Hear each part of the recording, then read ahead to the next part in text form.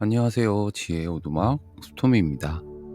중학교 2학년 때였는데 학교 중간고사가 얼마 안 남은 시점이었던 걸로 기억해요. 독서실로 분주하게 공부를 하려 발걸음으로 옮기고 있던 그런 날이었습니다. 시험 공부할 시간이 부족하다고 느꼈기 때문에 좀 마음속으로 분주함을 느꼈죠. 그래서 횡단보도도 없는 4차선 도로를 급한 마음으로 건너가기 시작했어요.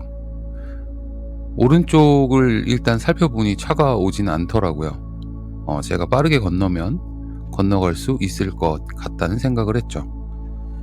한 발자국을 내딛으면서 그와 동시에 왼쪽으로 고개를 돌리는 그 순간에 한 5m 가량 떨어진 곳에서부터 트럭 한 대가 달려오고 있는 거예요. 그것을 딱 인식하는 순간에 머릿속에는 일단 이런 생각이 들었습니다. 이렇게 해서 교통사고가 나는 거구나. 그리고 한 발을 내디뎠기 때문에 관성의 법칙에 따라서 다음 걸음이 자연스럽게 내디뎌지는 상태가 된 거였죠. 몸이 자연스럽게 앞으로 쏠렸으니까요. 이렇게 해서 사고가 난다고 싶어서 두려움보다는 오히려 그 순간에는 그냥 자포자기의 심정이랄까요? 그런 생각이 먼저 들었는데 갑자기 누군가가 내 뒷덜미를 딱 잡고서 뒤로 확 잡아당기는 것 같은 느낌이 드는 거예요. 그래서 관성이 확 줄고 동시에 이제 한 발자국을 뒤로는 못 가고 더 내딛지는 않았던 어떤 그런 상태가 딱 되어 있었죠. 그러고 나서 바로 트럭이 제 앞을 지나가고 한 거리는 30cm가 채 안 되는 느낌이었던 것 같아요. 그렇게 아슬아슬하게 간격을 둔 채로 그냥 트럭이 지나갔습니다. 너무 좀 누가 이렇게 구해준 것 같아서 바로 동시에 고개를 돌려보니까 하얀 옷을 입고 하얀 머리에 하얀 수염을 두른 분이 이렇게 뒤로 돌아서서 웃으면서 한 1초 정도도 안 되는 순간에 잠깐 그 모습을 보여주고 사라지는 거를 봤어요. 반지의 제왕의 왜 간달프 느낌 같은 그런 모습 있죠. 그게 참 세월이 지나도 잊혀지지가 않더라고요. 그날부터 저는 수호천사가 누구에게도 다 있겠구나라는 생각을 하게 되었어요. 또 그러고 그 순간부터 시작해서 어린 시절을 이렇게 생각해 보니까 그런 신비한 경험이나 또 이렇게 우연치 않게 발생한, 아니죠, 우연이라고 믿었던 일들이 이게 결코 우연이 아니라는 어떤 그런 느낌도 많이 받았던 것 같아요.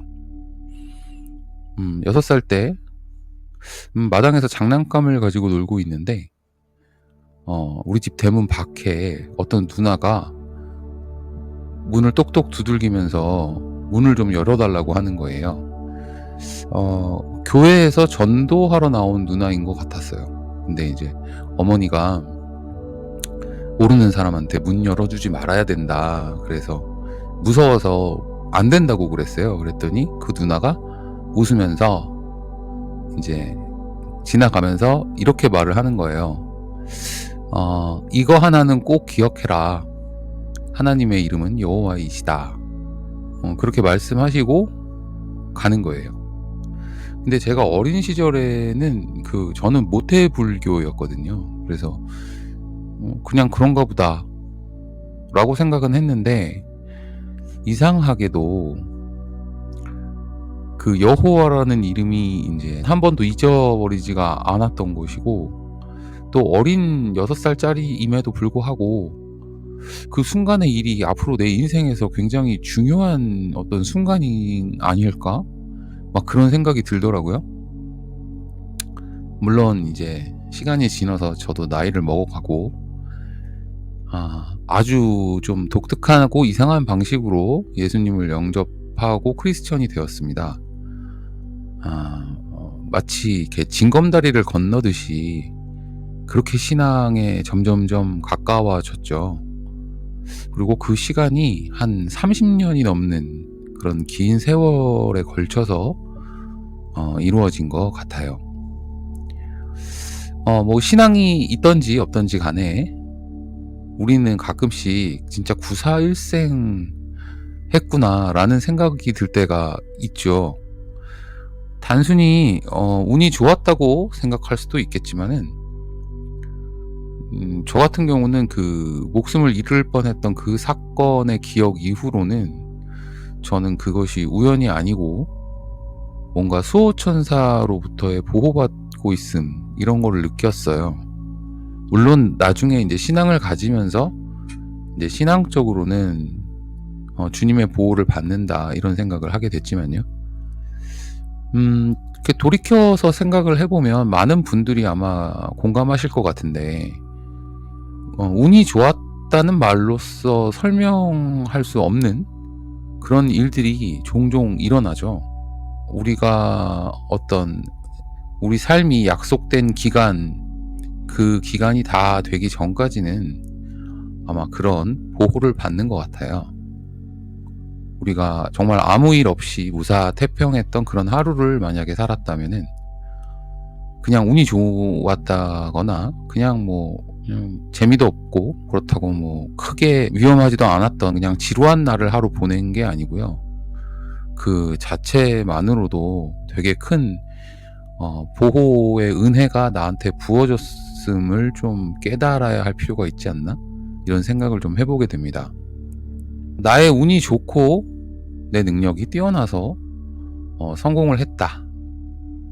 모든 좋은 일들이 내가 뛰어나서 잘 된 거다 라고 여기는 일이 많아질수록 제 생각에는 그 보호의 시간이 좀 이렇게 점점 짧아지는 것 같아요.